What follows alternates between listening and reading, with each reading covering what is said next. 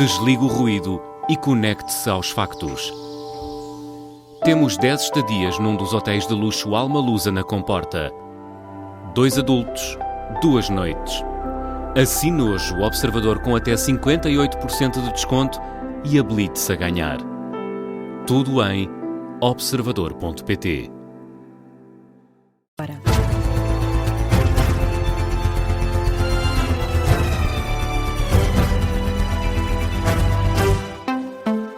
Jornal das 3 da tarde da Rádio Observador, uma edição do jornalista Miguel Videira.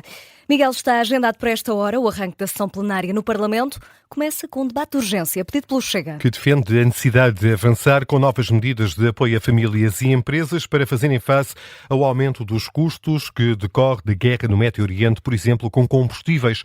A este propósito, o Chega, mas também o Bloco de Esquerda, tinham propostas para baixar o IVA aplicado aos combustíveis, propostas que não foram admitidas pelo Presidente da Assembleia da República. Seguimos até ao Parlamento, ao encontro do jornalista Miguel Viterbo Dias, que vai acompanhar a sessão plenária.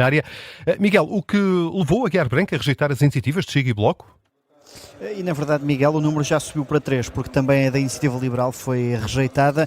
A Iniciativa Liberal também defendia uma iniciativa semelhante, uma descida temporária dos limites mínimos dos impostos sobre os produtos petrolíferos. Essa iniciativa dos liberais foi também rejeitada, não só pela questão da norma travão, já lá vamos, mas também por questões relacionadas com o calendário, por ter sido apresentada já fora de prazo. Mas o que é comum às 3 propostas dos liberais, do Bloco de Esquerda e do Chega é que o Presidente da Assembleia da República entende que estas propostas violam a tal norma travão, uma disposição regimental que diz que o Parlamento não pode legislar acrescentando mais despesa ao Orçamento do Estado, que essa é uma matéria que compete apenas ao Governo, e por isso deu luz vermelha, carimbo vermelho às propostas destes 3 partidos. O que é certo é que ainda assim, hoje à tarde, vem aqui ao Parlamento uma proposta da autoria do Governo para tentar reduzir ainda mais os impostos sobre os combustíveis para responder ao aumento dos custos, uma redução temporária até ao final do ano, é essa autorização que o Governo vai pedir aos deputados. Essa sim foi aceita, porque lá está, é ao Governo que compete legislar sobre matéria fiscal e por isso não viola a tal norma travão. Quando essa iniciativa parte da Assembleia da República, então Guiar Branco entende que o projeto não deve sequer ser aceito, e esse é também o tom da crítica dos partidos depois dessa decisão do Presidente da Assembleia da República, uma decisão tomada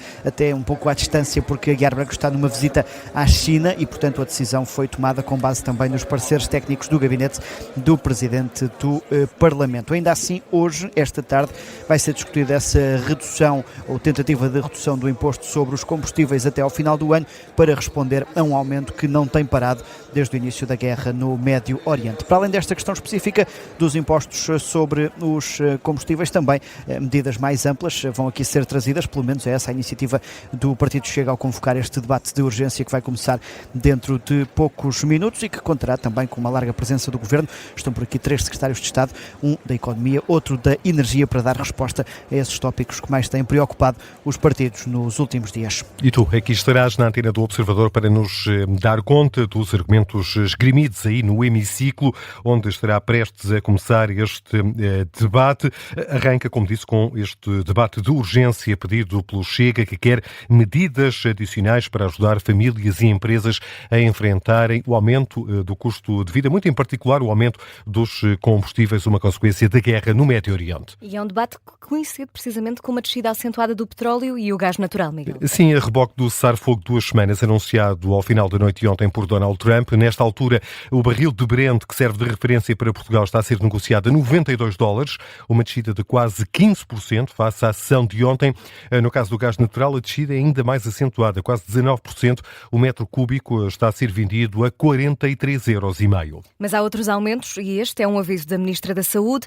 O país tem de estar preparado para um aumento dos preços dos medicamentos. Ana Paula Martins diz que, à data de hoje, não há motivos para uma grande preocupação, mas reconhece que a crise internacional pode ter impactos também neste setor, mais tarde ou mais cedo. É uma reação da Ministra com a pasta da Saúde ao alerta deixado pelo Presidente da Associação da Indústria Farmacêutica. Os medicamentos podem vir a ficar mais caros.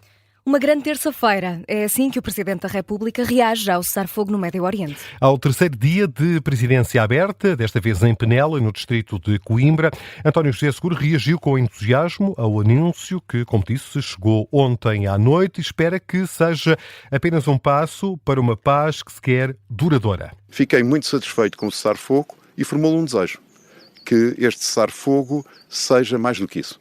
Que seja um caminho para uma paz sólida e para uma paz duradoura.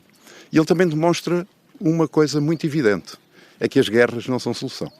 Não resolvem os conflitos, agravam-nos. E é precisamente a diplomacia e o diálogo que encontra soluções para que as pessoas possam viver em paz. E nós precisamos viver em paz. Chega de más notícias. É o que diz António José Seguro, a reação ao acordo de cessar-fogo que vai vigorar por 2 semanas. O Presidente da República tem outros motivos para sorrir. Dá conta da satisfação pelo desbloqueio das eleições dos órgãos externos ao Parlamento. Fico muito satisfeito, resposta à sua primeira questão, que o Parlamento não só tenha fixado a data de 16 de abril, porque é precisamente um dia antes de reunir pela primeira vez o Conselho de Estado, mas sobretudo tenha cumprido o prazo da apresentação das candidaturas. Esta é a democracia a funcionar. E, portanto, eu desejo que o Parlamento, no dia 16, faça a eleição destes representantes.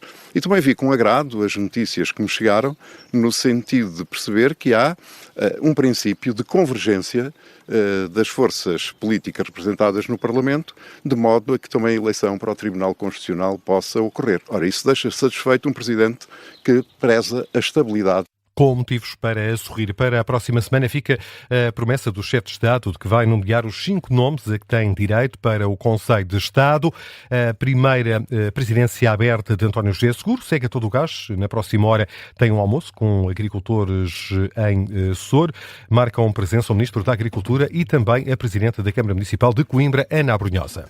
Apesar do cessar-fogo pressupor a abertura do Estreito de Hormuz, a verdade, Miguel, é que, segundo a imprensa estatal iraniana, só um navio atravessou o estreito desde o anúncio da trégua. Isso mesmo é anunciado e contraria o que disse há pouco o secretário de Guerra norte-americano, Pete Hegseth, afirmou que está desbloqueado o Estreito de Hormuz, já é possível navegar em segurança neste importante ponto de comércio internacional de petróleo. É por aqui que passa 1/5 do comércio de petróleo.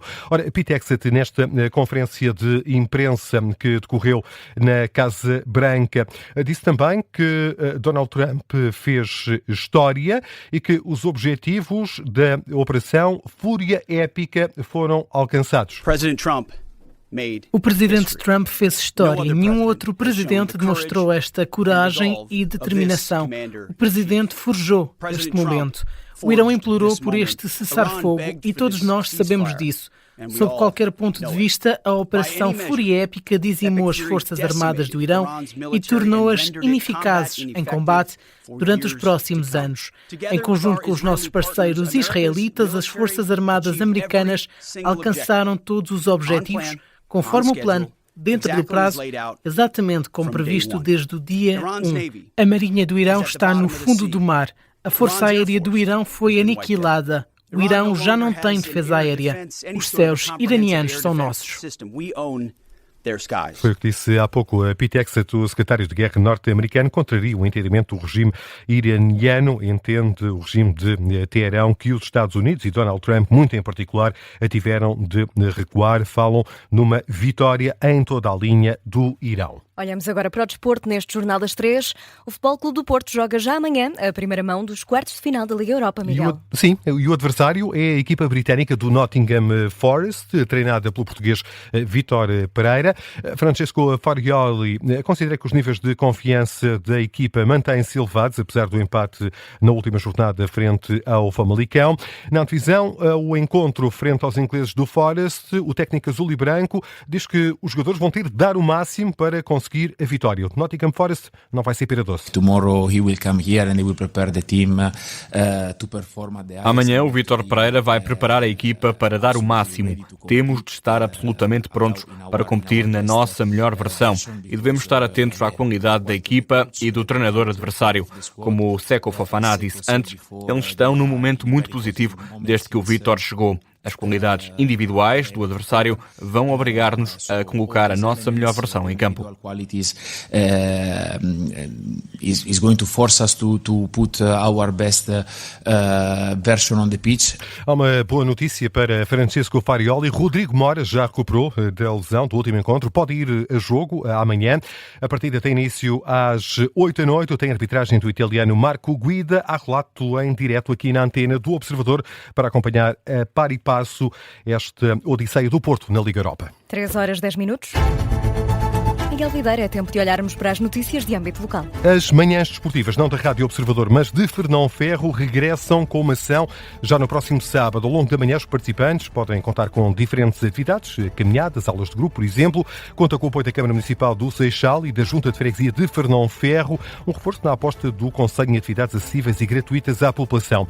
A iniciativa que integra os Jogos do Seixal 2026 vai decorrer entre as 9h30 e 13h30 na Associação de Amigos do Pinhal do General.